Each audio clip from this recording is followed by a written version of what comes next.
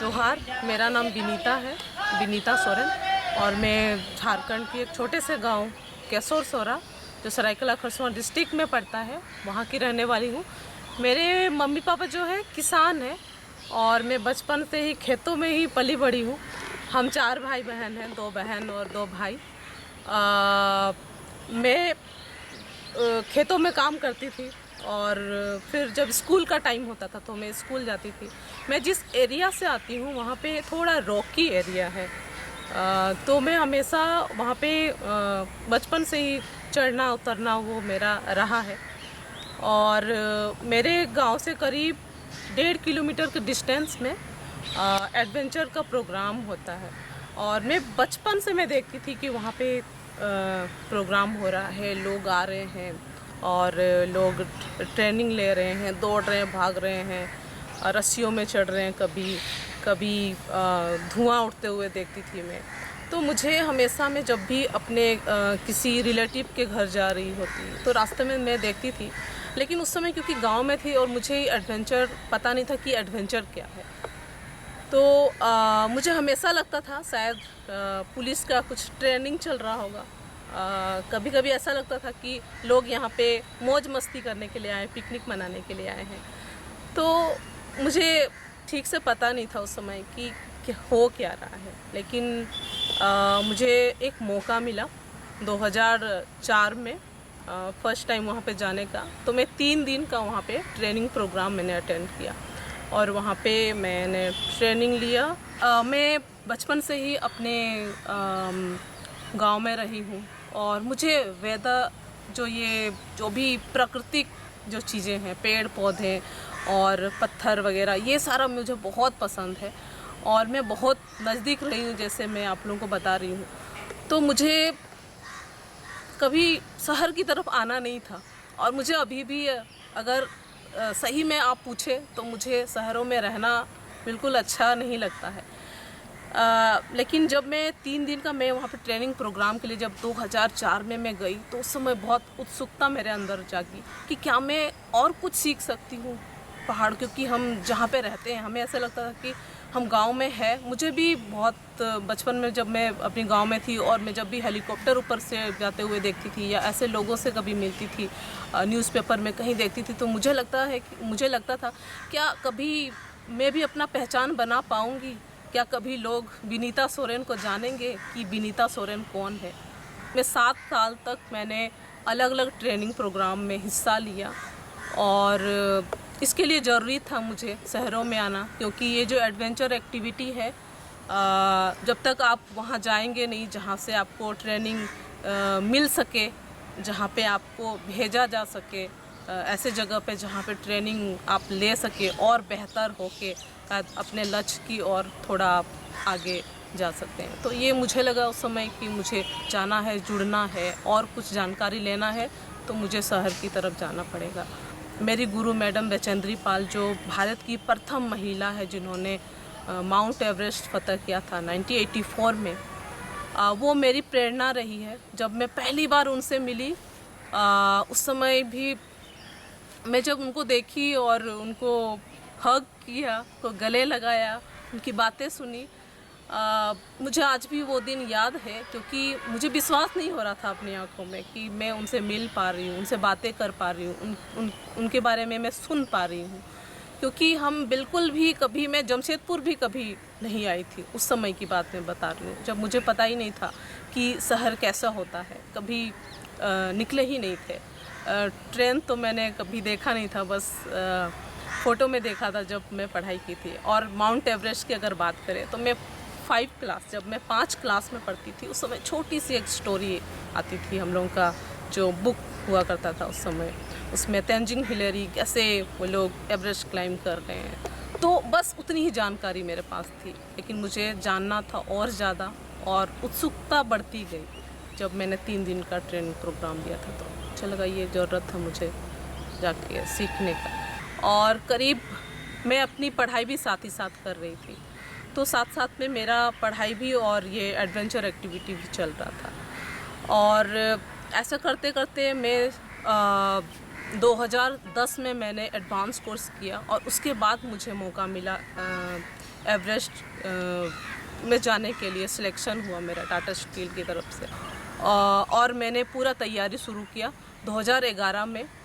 मैं दरवा टॉप जो गढ़वाल में पड़ता है वहाँ पे जो टाटा स्टील का ट्रेनिंग प्रोग्राम हुआ करता था, तो वहाँ पे मैं करीब 13,000 फीट तक, वहाँ पे एक दिन में करीब 4,000 फीट से 13,000 फीट तक अप डाउन करती थी एक दिन में, जो बहुत मुश्किल होता था। जो नॉर्मल ट्रेनिंग प्रोग्राम के लिए जो लोग जाते थे वो लोग 4-5 दिन में वहाँ पहुँचते थे। तो पूरे पत्थर वगैरह डाल के और करीब 25 kg अपने पीठ में ढो के मैं जाती थी, और हर दिन ज़्यादा से ज़्यादा मैं मेहनत करती थी कि मैं, क्योंकि मुझे पता था एवरेस्ट उतना आसान नहीं है। एवरेस्ट की जो हम लोगों का जो तैयारी तो लगभग कंप्लीट हो गया था, पूरा हो गया था। हम लोगों को अब जिस सपना को मतलब 7 साल से हम देख रहे थे उसको छूने का समय आ गया था। हम लोग 26 मार्च को जमशेदपुर से हम लोग निकले थे, और करीब 26 मार्च को यहाँ पे निकलने के बाद दिल्ली गए, देन काठमांडू, फिर वहाँ पे कुछ हम लोगों ने शॉपिंग वगैरह करके फिर जीरी करके एक जगह है जो जहाँ से हम लोगों ने मेन ट्रैकिंग शुरू किया था। तो वहाँ से हम लोग करीब 15 दिन तक चलने के बाद में हम लोग एवरेस्ट का जो बेस कैंप है वहाँ पे हम लोग पहुँचे, और वहाँ पे करीब 2 महीने तक हम लोग रहे, और 2 महीने हम लोगों ने वहाँ पे अपने आप को एक्लेमेटाइज़ किया। तो हम लोग कैंप 1 जाते थे, फिर वापस आते थे, फिर कैंप 2 जाते थे, फिर वापस आते थे, कैंप 3 जाते थे, फिर वापस आते थे। तो ये एक्लेमेटाइज़ के लिए वहाँ उस वेदर में अपने आप को ढालने के लिए ज़रूरी था। और दूसरा था हमारा जो खान पान, हमें कैसे फील हो रहा है, ये सारा चीज़ टेस्ट। तो जब हम पूरी तरह से एक्लेमेटाइज़ हो गए, पूरी तरह से हमें लगा कि हम फिट हैं और हम अभी टॉप में जा सकते हैं, तो फिर हम थोड़ा सा, हमें 2012 में हमें थोड़ा सा इंतज़ार करना पड़ा विंडो का, जब सही वेदर हो और जब सही हमारा टीम सब लोग तैयार हो, उसके लिए थोड़ा सा इंतज़ार करना पड़ा। तो हमारा टीम जो है 2 भाग में बटा। पहला टीम 19 मई को सबमिट किया और दूसरा हम लोग 26 मई को सबमिट किया। तो उसके लिए हम लोग 21 मई को हम लोग बेस कैंप से निकले, 21 को कैंप 1 पहुँचे, देन हम लोग दूसरे दिन 22 को हम लोग कैंप 2 गए, फिर कैंप 3 गए, और कैंप 4 हम लोग लगातार मतलब गए, और कैंप 4 हम लोग 25 तारीख को पहुँचे, करीब 2:30 बजे का समय था दिन में। और वहाँ मैंने कैंप 3 से ही मैंने ऑक्सीजन सिलेंडर जो है यूज कर लिया था, वहाँ से ही मैंने ऑक्सीजन सिलेंडर लगा के मैं गई। हम लोग करीब 4 लोग थे जो इंडिया से थे, मेरे साथ में मेघलाल, राजेंद्र सिंह पाल, तो ये 2-3 लोग थे मेरे साथ मेरी टीम में, और मैं अकेली उस टीम में लड़की थी, मैं अकेली। हम लोग कैंप 4 पहुँचे 25 मई को 2012, और उस दिन हम लोग को रात को 8 बजे वहाँ से समिट के लिए निकलना था। तो वहाँ तक पहुँचते पहुँचते, क्योंकि बहुत हाइट तक हम लोग पहुँच चुके थे और काफ़ी जो एनर्जी था, थोड़ा हमें महसूस हो रहा था कि थोड़ा अब, क्योंकि ऑक्सीजन भी हम लोग ले रहे थे, वहाँ ऑक्सीजन लेवल कम था और कंटिन्यू ठंड भी थी बहुत ज़्यादा, और हम लोग कंटिन्यू चल ही रहे थे हर दिन, और वहाँ पे रेस्ट भी ज़्यादा नहीं कर पाते थे, क्योंकि बिल्कुल वो जो जगह है वहाँ पे रेस्ट करने लायक जगह तो है नहीं। तो इसी के लिए आपके पास जितना भी दमखम है वो लगाने की ज़रूरत पड़ती है। तो वहाँ पे जब कैंप 4 में थे हम लोग, पूरी तैयारी करने के बाद में करीब रात के 8 बजे हम लोग पूरी जो ऑक्सीजन सिलेंडर था हमारा, उसको सही से चेक करके उसको लगाया, और हमारा जो सॉक्स और जो भी हमारा जितना भी हमारा ड्रेस था वो सारा चीज़, डंगरी बोलते हैं उसको, जो हम लोग पहनते हैं, वो सारा चीज़ हम लोगों ने अच्छे से चेक किया कि सही सलामत है कि नहीं, हम आगे इसके सारे जा सकते हैं कि नहीं। तो वो सारा चीज़ जब हमारा पूरा कंप्लीट हो गया कि अब हम चल सकते हैं, तो हम लोगों ने प्लानिंग किया था कि रात के 8 बजे हम लोग निकलेंगे कैंप 4 से। कैंप 4 से हम लोग रात के 8 बजे निकले 25 मई को, और हम लोग चलते गए। पूरे हमारी जो टीम थी वो चलते चलते हम लोग करीब चलते रहे। उस समय मेरे पास घड़ी भी नहीं हुआ करती थी। सो इसी के लिए मुझे पता नहीं है कि वो कितना टाइम हो रहा था, बट मुझे ऐसा लगा कि मुझे मेरा सर में हेडलाइट जल रहा था, मतलब हेडलाइट था जिसके सहारे रात को हम लोग चल रहे थे। मुझे अपने लेफ़्ट साइड में कुछ चमकता हुआ लगा कि कुछ चमक रहा है। तो मैं जैसे अपने लेफ़्ट की ओर मैंने अपना हेडलाइट को घुमाया, वैसे मैंने वहाँ पे देखा कि एक डेड बॉडी जो है, एक बंदा वहाँ पे पड़ा हुआ है और उसका जो जूते का जो कुछ स्टिकर था, क्योंकि जो भी लोग वहाँ जाते हैं सारे लोग नए नए, मतलब पूरा इक्विपमेंट नया ही वो लोग ख़रीद के लेके जाते हैं। तो वहाँ पे मैंने देखा कि वो जो है उसका जूते का कुछ स्टिकर चमक रहा था। मेरे लिए वो सब नॉर्मल था, क्योंकि मैं पहले से मेंटली पूरी तरह से प्रिपेयर थी। मुझे पता था सब, जो नीचे हम लोग बेस कैंप में थे तो हमें सारी जानकारी दी गई थी कि वहाँ किस तरह का है, क्या मिल सकता है, क्या हो सकता है, वो तो हमें पता ही था, क्योंकि ये खतरों का खेल है और इसमें कुछ भी हो सकता है। तो वहाँ पे मैंने उसको जब देखा वो डेड बॉडी को, तो मुझे बहुत ज़्यादा डर भी नहीं लगा और आश्चर्य भी नहीं हुआ। तो मैं अपना जो मेरा जो फेस था, मैं वापस अपने रास्ते की तरफ इधर घुमाया और अपना हेडलाइट के सहायता से मैं दूर तक नज़र दौड़ाया। तो मैंने दूर तक देखा तो उधर मुझे कोई भी नज़र नहीं आया दूर तक। तो मुझे लगा यार मेरे दोस्त लोग तो मेरे साथ में थे, गए कहाँ? तो मुझे लगा मैं भी हो सकता है कि थोड़ा आगे निकल गए हो।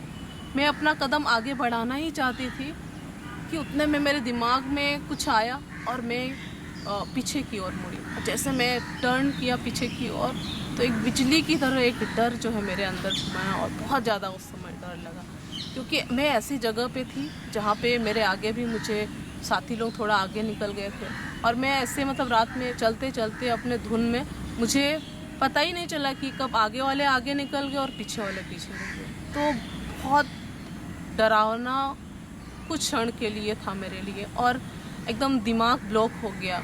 चारों तरफ मुझे अंधेरा ही लगा कि मैं क्या करूं, अब क्या करूं, क्योंकि पहले तो हम पूरी टीम में थे और मुझे लग रहा था कि हम साथ में ही रहेंगे हमेशा। बट वहाँ पे जब मैं उनसे अलग हो गई तो मुझे लगा कि मैं अब क्या करूं। तो एक चीज़ मैं बहुत ज़्यादा, इसीलिए मैं बहुत विश्वास के साथ में आपके साथ में साझा कर सकती हूँ कि एक ऐसी चीज़ सच में हमारे अंदर में है। क्योंकि मैं जब वहाँ पे थी तो कोई नहीं था वहाँ पे मुझे गाइड करने वाला, कोई बताने वाला नहीं था, कोई मुझे जगाने वाला या मुझे बोलने वाला कि चलो भी नहीं था, तुमको आगे बढ़ना है, तुमको चलना है।